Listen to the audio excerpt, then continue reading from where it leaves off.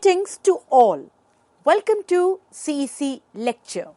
The topic of analysis is regime types. In this lecture, we shall attempt to discuss the concept of politics, regimes, underlining the significance of the study of regimes when we look at the big picture of comparative politics, political institution and processes. In this lecture, we shall explain four important types of regimes: democratic, authoritarian, populism and totalitarian. This lecture shall also discuss their advantages and disadvantages. The lecture shall be of immense use for the learners from the discipline of political science, subjects like comparative politics, political institutions, amongst others. To begin with, let us first understand what do we mean by politics. And to answer this question, we take reference to definition by Max Weber. That is, politics, according to Max Weber, was striving for a share of power or for influence on the distribution of power. Further, another interesting definition of the concept of politics comes from the work of David Easton.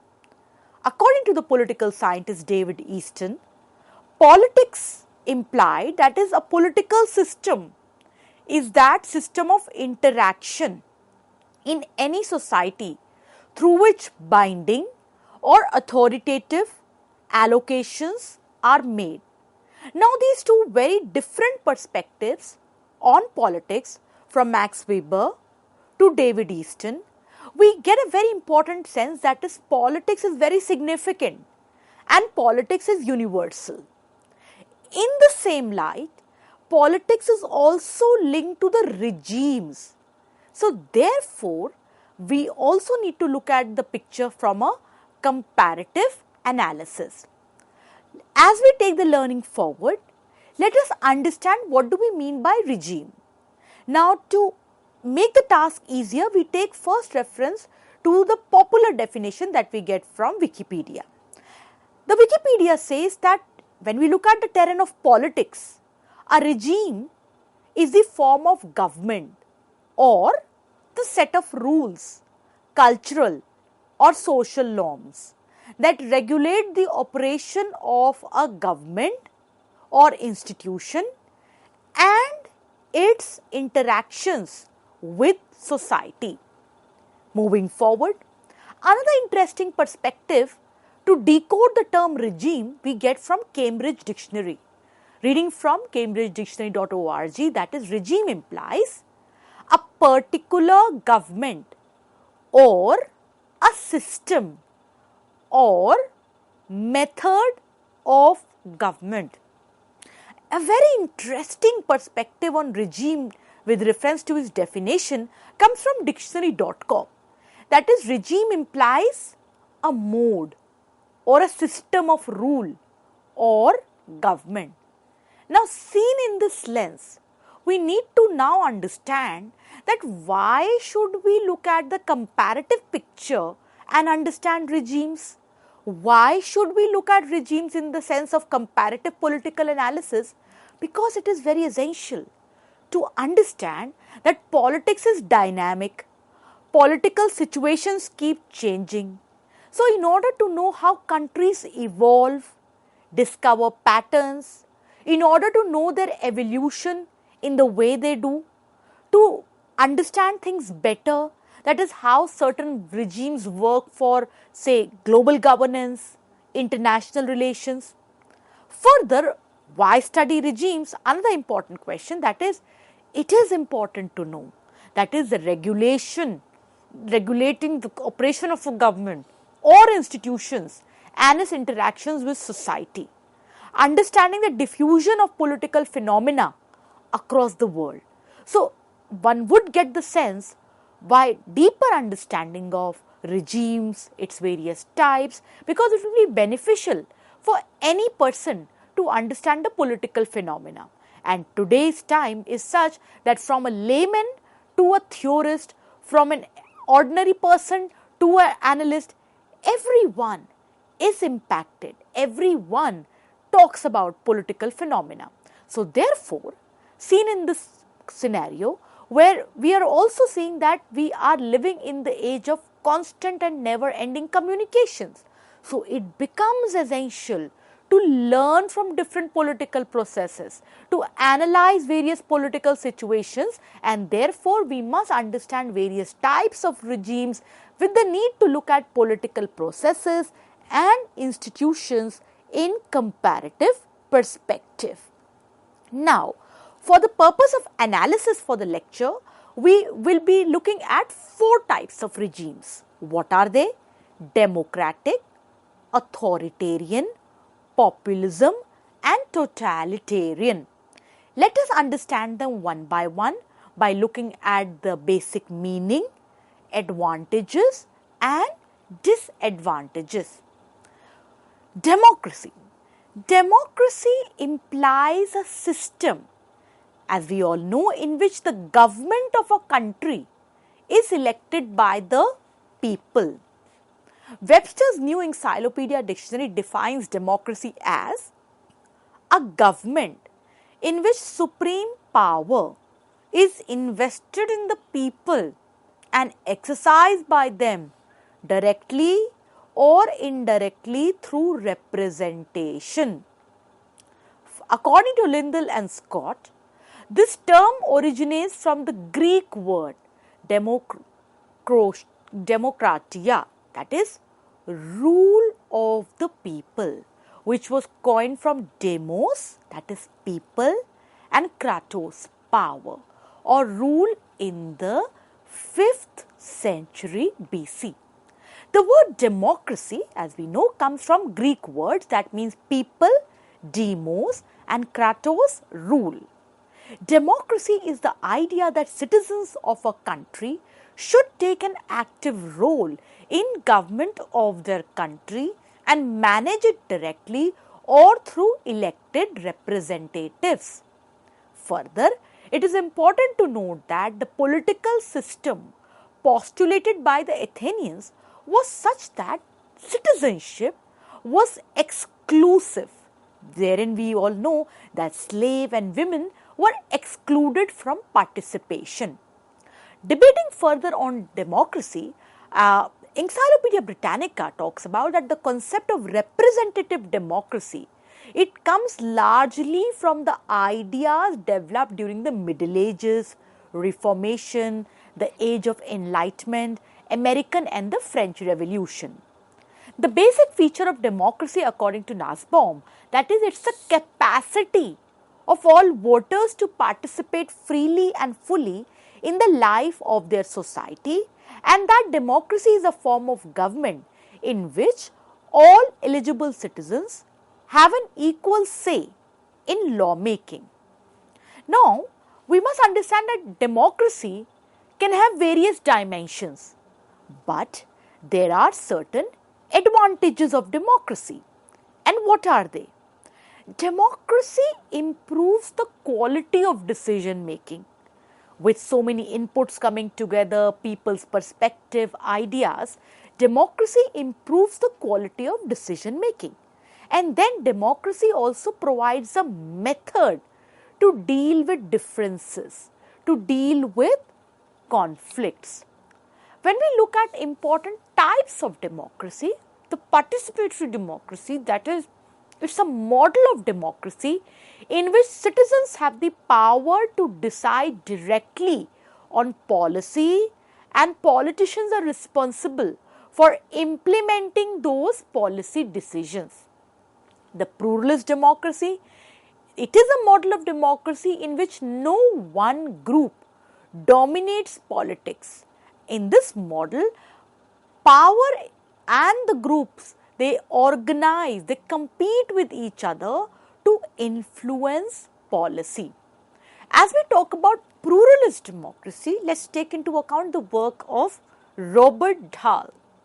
Robert Dahl pointed out that the very essence of democracy is realized by polyarchy that accommodates the presence of divergent groups, association, organizations in large number to enjoy relative autonomy in governmental power and jurisdiction. The preconditions for functioning of polyarchy are consensus on the rule of procedure, range of policy options, and legitimate scope of political activity. Further, as we are discussing on models of democracy, another model of democracy that we must take into account is that of elitist theory of democracy. The elite democracy, that is a model of democracy in which small number of people, usually those who are wealthy, well educated, they influence political decision making. Now, when we talk about elitist theory, there are three important theorists whose work we must take into account: Wilfredo Pareto, Gaetano Mosca, Robert Michaels. They are the leading thinkers of elitist theory of democracy. Pareto classified elites into governing and non-governing elite from the masses. The governing are the power elites who are ruling classes. They derive power from variety of sources like education, social status, bureaucratic position, political connections, wealth, amongst others. Pareto described the elite qualities into two psychological types, that is, foxes who rule the masses by their cunningness, manipulating their consent. Second, the lions who achieve power through domination, coercion, violence. Robert Michaels had an alternative view about democracy, that even though the organization tend to be democratic, but the small group of dominant figures who can organize and make decisions rather than having deliberation with rank and file of the organization, and called it as a iron law of oligarchy. Similarly, when we are debating on democracy as a regime type, another perspective comes from the work of Joseph Alois Schumpeter. That is, he proposed the concept of democratic elitism. That is, he defined democracy. It was a good political method to arrive at political, legislative, and administrative decisions by placing in certain individuals in power to decide on all matters of the masses as a representative means and the result of successful pursuit of people's vote. Now, direct democracy, in a direct democracy, when we look at the features of direct democracy, the general public determines the laws and policies through which people will be governed. And as contrast to it, under a representative democracy, often called as looked as a indirect democracy, people elect representatives who are tasked with creating laws and policies. The elected representatives vote on the issue in lieu of the public. Now, it is essential to understand that democracy, as we are discussing democracy as a regime type, in ancient Greece served as one of the finest forms of self-rule government in ancient world. All adult citizens were required to take active part in the government. The Athenian definition of citizens was also different from modern day citizens, wherein citizenship was a privilege, and further citizenship was about a deliberative exercise. It implied duties. Now, when we look at from this point of view, the advantages of the direct democracy were that it enabled people to vote on important issues that are often neglected when we talk about representative party politics. And in the same light, the main disadvantage of direct democracy were that of frequent elections and meetings, which at times made things a very time-consuming process. This direct democracy had another disadvantage, that is of increasing functionalities of government. When we look at in present day, times have become much more complex, and this is why there is a need to have elected representatives to pay continuous attention to governance needs. Representative democracy is a form of government in which people elect officials to create laws and policies on their behalf. And the main features of representative democracy, when we look at various models across the globe: free and transparent elections, majority rule, political equality, one person, one vote, political accountability, rule of law, independent judiciary, government by consent. The another important advantage of that of an indirect or a representative democracy is that it no doubt encourages participation. But at the same time, there are concerns which are voiced over when we look at various comparative democratic experiences. That is, there are concerns that representatives often distort people's demand to suit their own political preferences. Moving forward, as we are looking at regimes in a comparative perspective, next regime we look at is that of the authoritarian. That is, authoritarian implies favoring blind submission to authority. Authoritarianism is the belief that people must obey completely and not be allowed freedom to act as they wish. Authoritarianism is the belief that people with power, especially the state, have the right to control other people's actions. Strong centralized power, limited political freedoms are certain types of features of authoritarianism. According to Jose Lins, authoritarianism has some important four aspects, that is, limited political pluralism, minimal social mobilization, executive powers are vast, amongst others. When we look at various other examples, it is pointed out that capacity to produce consistent results, more clarity within the government hierarchy, reducing the duplication of work are certain advantages that are offered by an authoritarian structure. In the same light, the mechanisms of power and politics working thereof in this manner offer certain disadvantages also. That is, the staying in power indefinitely, emotional question taking over logical question in governance are some of the disadvantages of authoritarianism. The next regime type that we look at is that the totalitarian. Totalitarianism is a form of government that is wherein somewhere it is argued that there is less or no individual freedom. It seeks to subordinate all aspects of individual life to the authority of the state. The presence of strong central rule, the state's power being unlimited and often existence often explicit or implied national ideology. Now, the difference between totalitarianism and authoritarianism, it is essential to point out that authoritarianism, herein it exercises power arbitrarily without regard to existing laws or constitutional limitations. Authoritarian governments usually lack a guiding national ideology or goal, and they tolerate some diversity in social organization. In totalitarian state, the government's range of control over people is virtually unlimited. While all the power in an authoritarian government is held by a single dictator or group, the people are allowed a limited degree of political freedom. The last regime type that we look at is the populist regime. That is, what do we mean by populism? That is, let's decode the term populist, wherein member of a political party claims to represent the common people. The idea that is a populist is a person, taking the perspective from Webster's dictionary, believer in the rights, wisdom or virtues of the common people.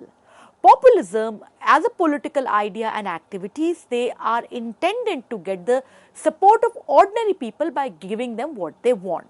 So when we look at pros and cons of populism in politics, we take reference to this very important perspective from Wilson Center, that is, populism adds more inputs, ignored voices, healthy politics. In this democratic form, populism seeks to defend the interest and maximize the power of ordinary citizens. There is promise of democratic renewal, bringing new actors and policies into political system. And the disadvantage, because populist in government can erode the institutional checks on executive power necessary for durable democracy, even in previously resilient advanced democracy and populist mobilization.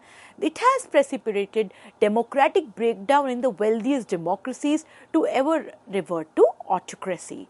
So, dear learners, we hope the lecture presented to you important inputs to comprehend regime types looking at democracy, authoritarianism, totalitarianism and populism in a comparative sense, making sense of their advantages and disadvantages.